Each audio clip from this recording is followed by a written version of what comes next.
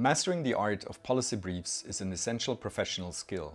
To quickly grasp and analyze a problem and recommend solutions to specific decision makers is increasingly part of practice-based academic training.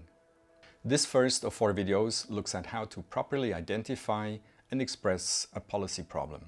This has 3 aspects: problem formulation, topicality, and scale. Academic writing typically explains a particular outcome by analyzing causal factors or mechanisms. Policy briefs do not neglect analysis, but they are forward-looking and they suggest what can or should be done. The starting point of a policy brief is a concrete problem, because a policy brief is first and foremost a decision support document.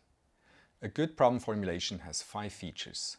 It has to be important in order to attract the decision maker's interest.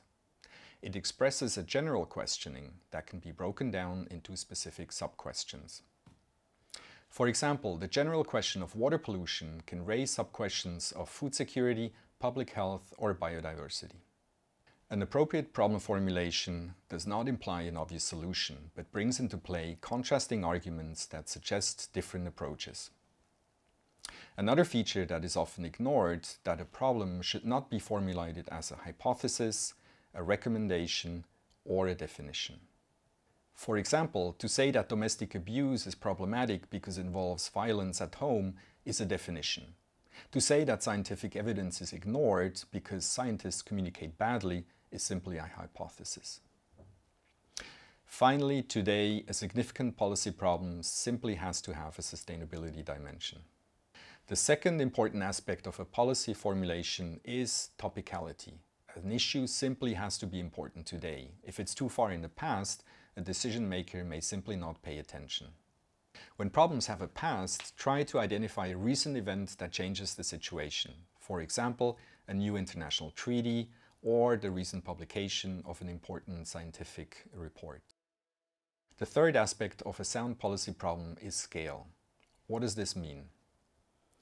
2 dimensions of scale are important. The geographical dimension refers to how widely a particular problem is felt, for instance, in a watershed for water pollution.